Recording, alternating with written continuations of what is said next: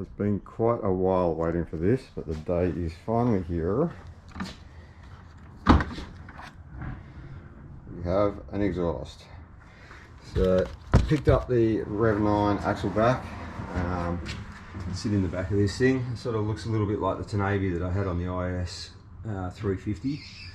So it looks like a nice system. I'm just hoping it's not too loud.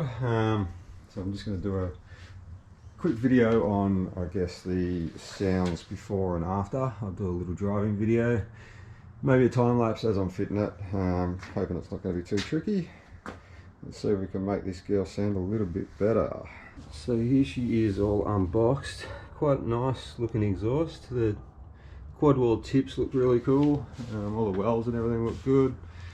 Pipes, brackets, everything, hangers. Pretty impressed. So I think we'll get this thing mounted up.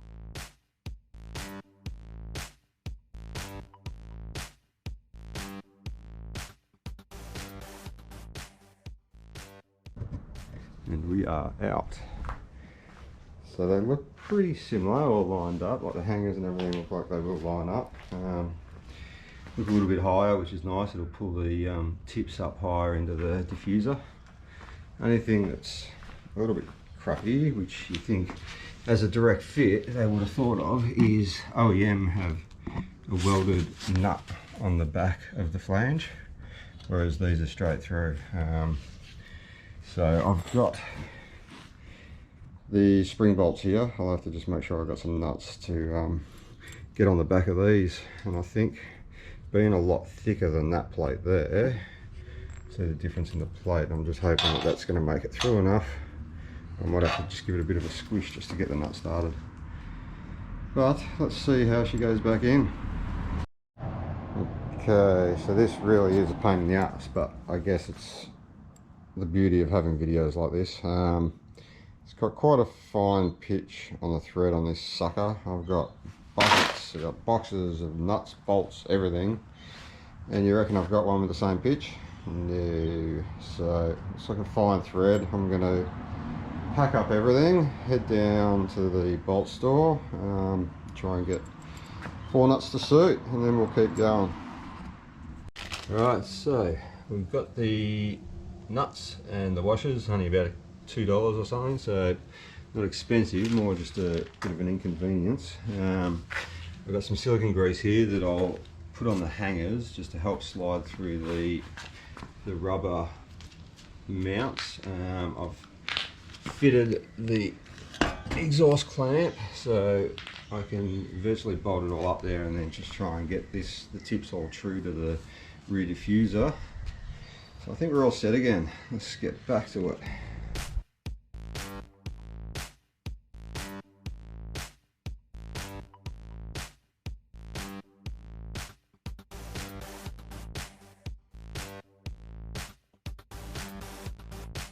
So another observation, I found that these clamp bolts are pretty weak. So I'm changing over to a high tensile bolt and nut.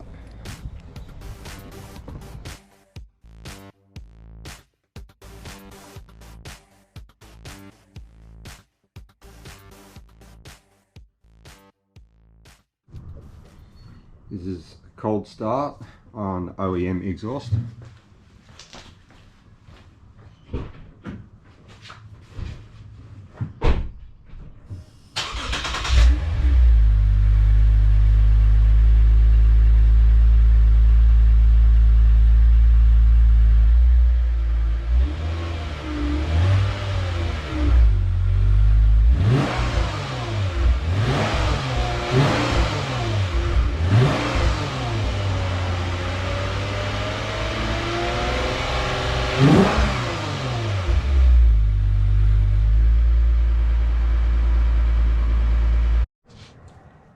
Alright, I'll do a quick start, see if it's a little bit deeper, and then I'll attach the GoPro up and we'll go for a little bit of a spin.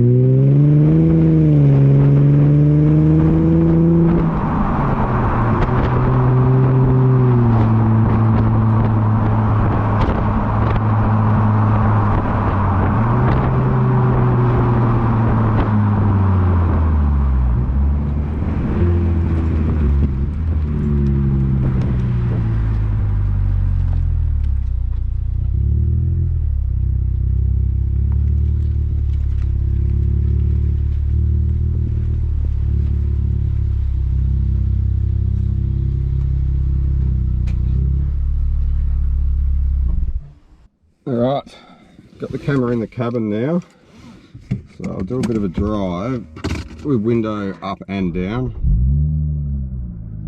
As you can hear with window up, it's pretty tame to start with. It's nice. Got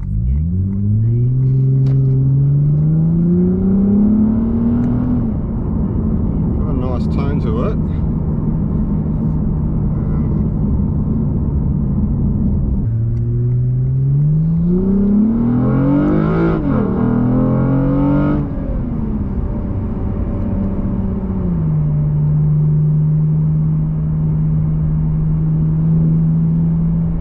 Window up, it sounds pretty mellow, it's nice.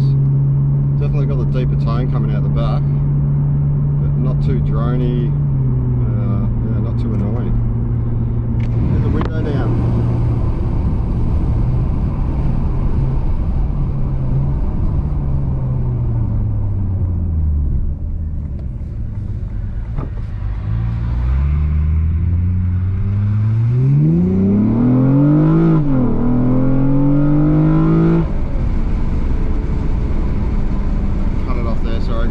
Speed limit, keep under it.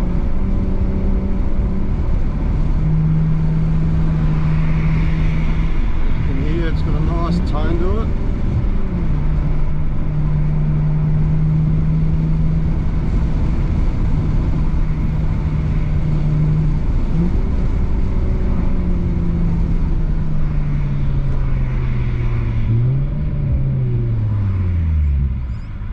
Pretty happy with that.